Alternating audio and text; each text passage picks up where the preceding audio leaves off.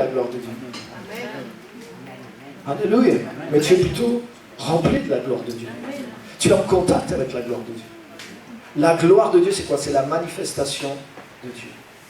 Le Saint-Esprit, c'est quoi? C'est la manifestation de Dieu dans nous. Alléluia.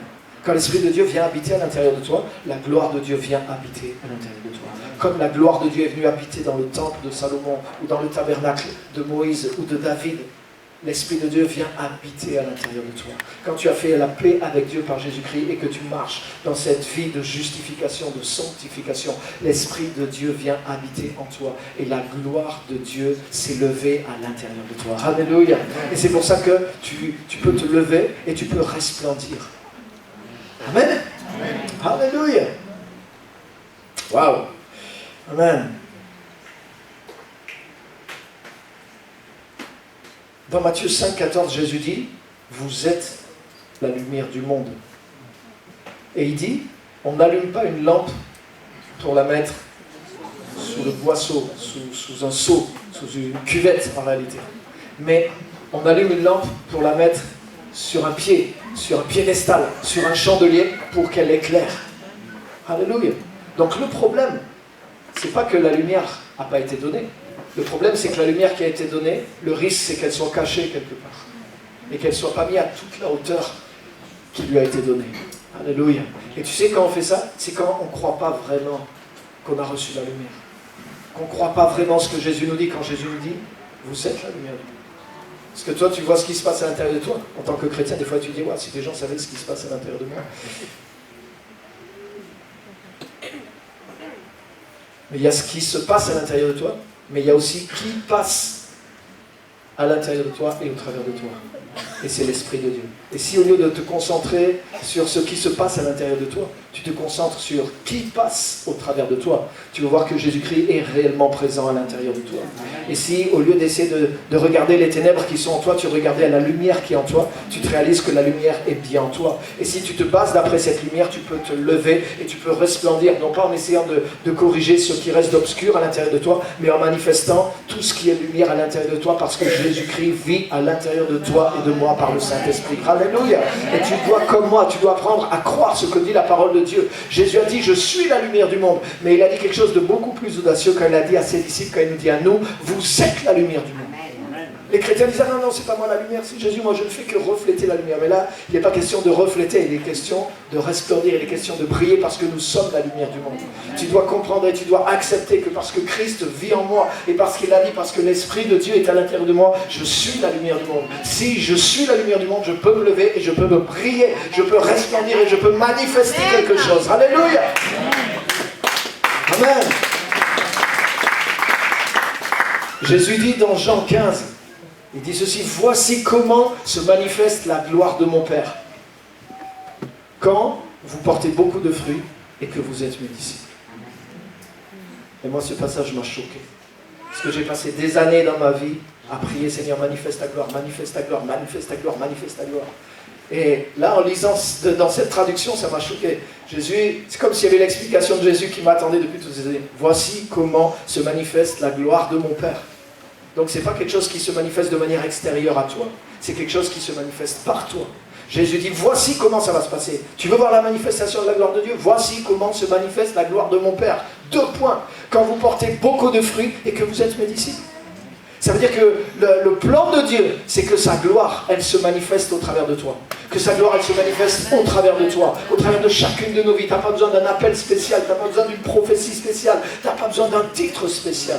Tu peux avoir des titres, mais pas porter le fruit de la nature, de la vie et de la puissance de Jésus-Christ. Alléluia. Alléluia. Amen. Le titre que tu as, c'est lumière du monde. Sel de la terre, lumière du monde. Nature divine, capacité divine. Esprit de Dieu, notre capacité vient de Dieu, c'est écrit. Si tu as l'Esprit de Dieu en toi, la capacité de Dieu est en toi. Et Dieu n'est pas devenu moins puissant quand il est venu habiter à l'intérieur de toi. Dieu n'est pas devenu moins puissant quand il est venu habiter à l'intérieur de toi. Dieu n'est pas devenu moins puissant quand il est venu habiter à l'intérieur de toi. On est à 60%. Dieu n'est pas devenu moins puissant quand il est venu habiter à l'intérieur de toi. Alléluia. Amen. Ouh.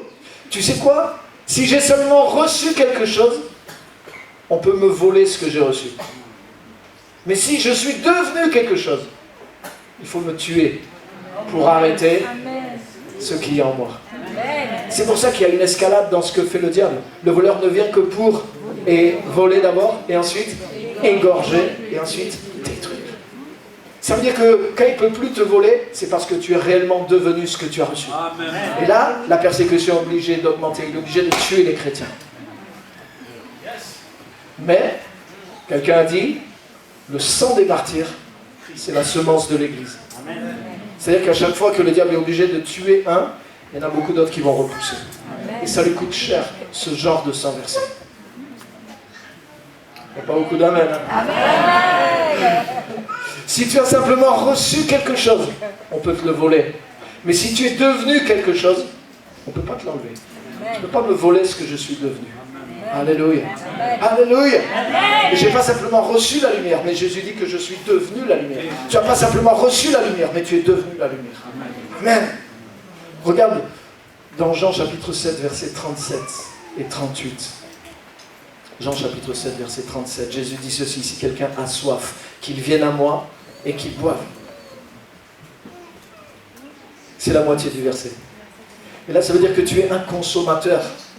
Un consommateur qui n'a plus rien à boire. Si quelqu'un a soif, qu'il vienne à moi et qu'il boive. Mais la suite des versets, ça dit: celui qui croit en moi, des fleuves d'eau vive couleront de son sein. Et on dirait que ce n'est pas le même bonhomme, non? Celui du début du verset, il avait soif, il n'avait pas un verre d'eau pour lui. Si quelqu'un a soif, qu'il vienne à moi et qu'il boive. Mais Jésus dit: celui qui croit vraiment en moi. C'est-à-dire, si tu crois dans ce que Jésus a fait, non seulement en toi, mais ce que Jésus a fait de toi.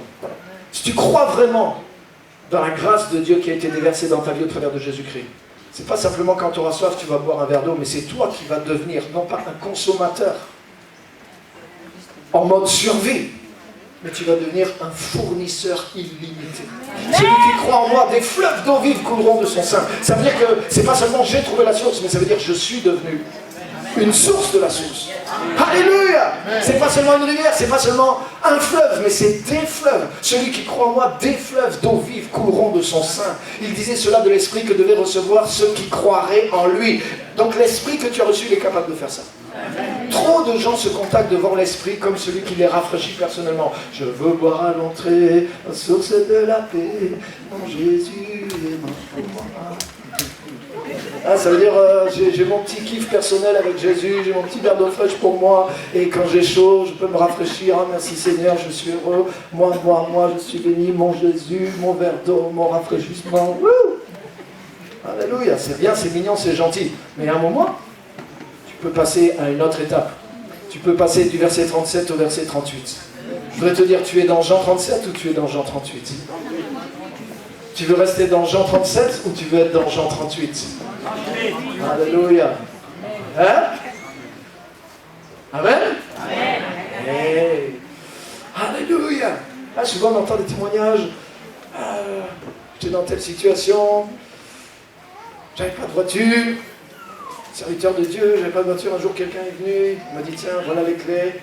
La voiture est devant, c'était une belle voiture, une BMW toute neuve. Vous avez entendu ce genre de témoignage? Ah, c'est merveilleux. Quand ça t'arrive, c'est merveilleux. Mais tu sais qu'est-ce qui est le plus merveilleux encore? C'est d'être celui qui donne les clés au pasteur. Amen. Amen.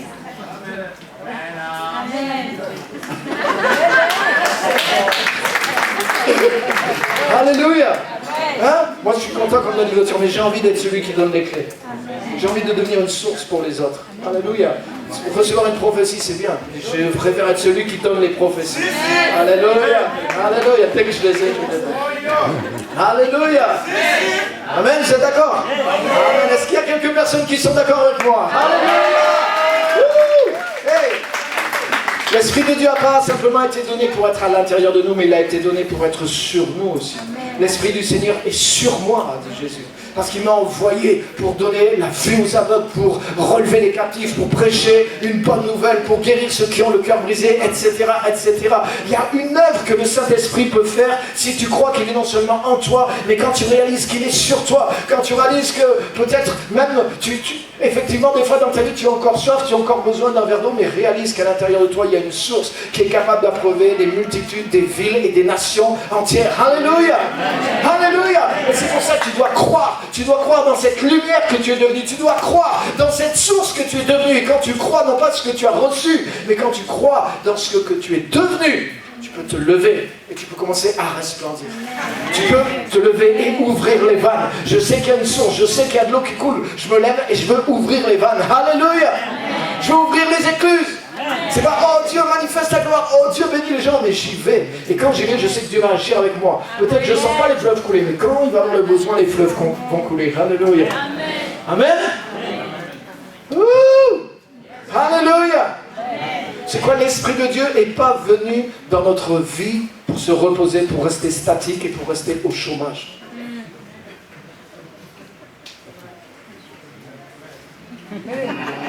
Amen, amen. En tout cas, mon Saint-Esprit à moi qui est venu dans ma vie, plus le temps passe, plus il me rend hyperactif. Parce que je vois que l'Esprit de Dieu veut faire des choses au travers de nous. Il crée en nous le vouloir et le faire. Alléluia! Il te fait rentrer dans le repos, mais il te fait rentrer dans l'action. Jésus a dit, mon Père travaille jusqu'à aujourd'hui, et moi aussi.